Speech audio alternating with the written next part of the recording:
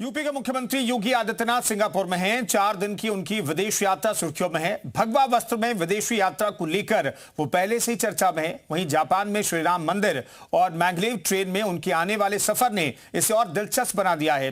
CM Yogi Adityanath जब Singapore पहुंचे तो वहां उनका गर्मजोशी के साथ स्वागत किया गया। इस दौरान यूपी में निवेश को लेकर उन्होंने कई बड़ी कंपनियों की सीईओ से मुलाकात की। आखिर क्या है सिंगापुर टू जापान, सीएम योगी का यूपी प्लान, देखिए जी मीडिया की एक्सक्लूसिव रिपोर्ट।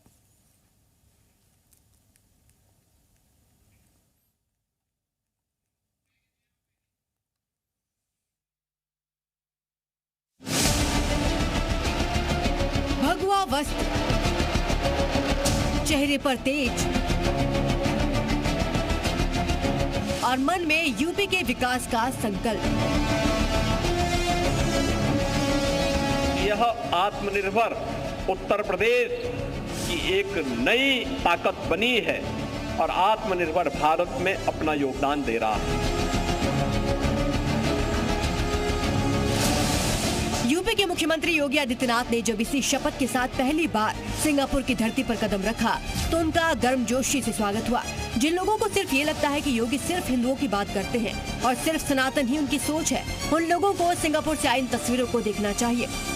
ऐसा पहली बार है कि जब संवैधानिक पोस्ट पर बैठा कोई राजनेता भगवा वस्त्र में विदेश यात्रा पर पहुंचा है, क्योंकि योगी के तन पर जो भगवा सजता है उसका मान सिर्फ हिंदुस्तान ही नहीं बल्कि दुनिया भर में है। भगवा वस्त्र और भगवा पटके में पहुंचे मुख्यमंत्री योगी आदित्यनाथ को सिंगापुर के लोगों ने हाथों हाथ लिया।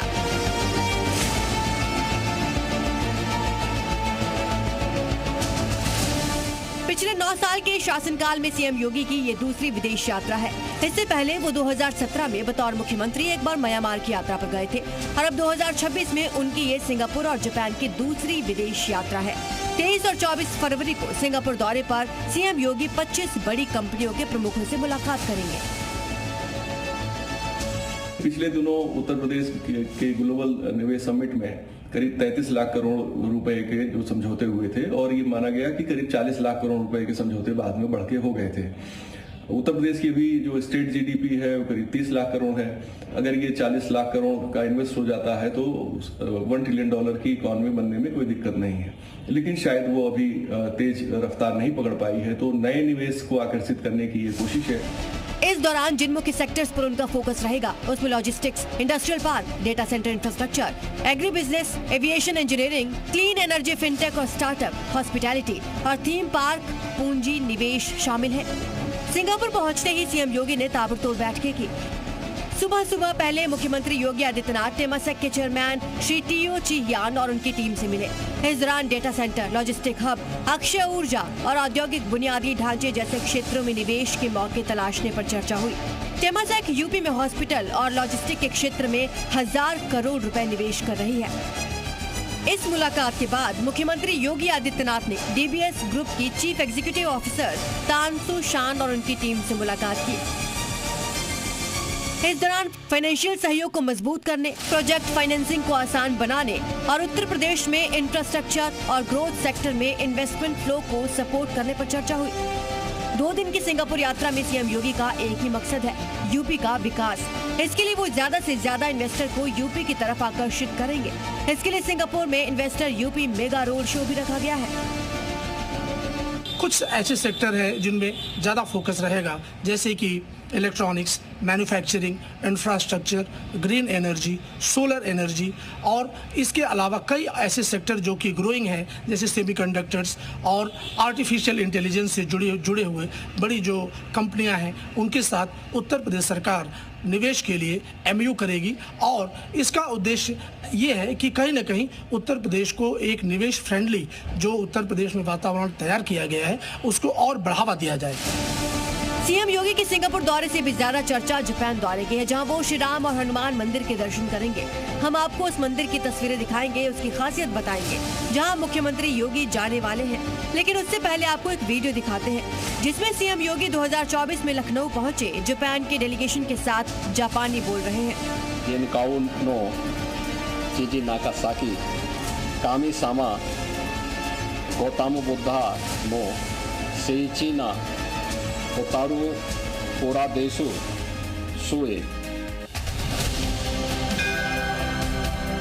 अब आपको जापान के उस श्री राम मंदिर की एक्सक्लूसिव तस्वीरें दिखाते हैं जो आपको कहीं और देखने को नहीं मिलेगी। जापान के इबारकी में मौजूद ये मंदिर हिंदुओं की आस्था का प्रमुख केंद्र है।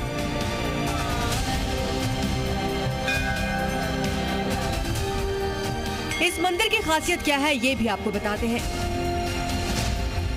श्री राम मंदिर टोक्यो से करीब 45 से 50 किलोमीटर दूर बांडू इबारकी में मौजूद है। 5 एकड़ में फैला ये मंदिर प्रवासी भारतीयों का प्रमुख धर्म स्थल माना जाता है, जहां भगवान राम और हनुमान की एक साथ पूजा की जाती है। इस मंदिर को जापानी भारतीय सांस्कृतिक संबंधों का प्रतीक माना जाता है। इस मंदिर की खासियत ये है कि यहाँ पर भगवान राम और हनुमान की मूर्तियाँ जयपुर से लाई गई है। मंदिर दर्शन के अलावा मुख्यमंत्री योगी का फोकस ग्रेटर नोएडा में जापान और सिंगापुर सिटी के निर्माण पर होगा। इस योजना को लेकर सीएम निवेशकों के सामने प्रस्ताव पेश करेंगे। प्रस्ताव में दिल्ली के पास ग्रेटर नोएडा के सेक्टर 5A और सेक्टर 7 में जापानी और सिंगापुर के औद्योगिक शहरों के विकास के लिए 500 एकड़ भूमि आवंटित करना शामिल है। इसके अलावा जापान में योगी का फोकस एडवांस मैन्युफैक्चरिंग, इलेक्ट्रॉनिक्स और ईवी, रेलवे, केमिकल्स और इनोवेशन पर होने वाला है। इसके अलावा सीएम योगी जापान में मैग्लेव ट्रेन में 100 किलोमीटर टेस्ट राइड लेंगे। मैग्लेव जापान की सबसे सुपरफास्ट ट्रेन है जो 600 किलोमीटर प्रति घंटे की रफ्तार से फर्राटा भरती है। ट्रेन पटरियों को छुए बिना चुंबकीय तकनीक से हवा में तैरती है। इसे लंबी दूरी के लिए विमान का विकल्प माना जाता है। जापान की मैग्लेव ट्रेन में मुख्यमंत्री योगी आदित्यनाथ का ये सफर न केवल तकनीकी प्रगति का अनुभव होगा, बल्कि तेज, सुरक्षित और पर्यावरण अनुकूल परिवहन व्यवस्था की भावी तस्वीर को करीब से देखने का अवसर प्रदान करेगा। ब्यूरो रिपोर्ट, जी मीडिया।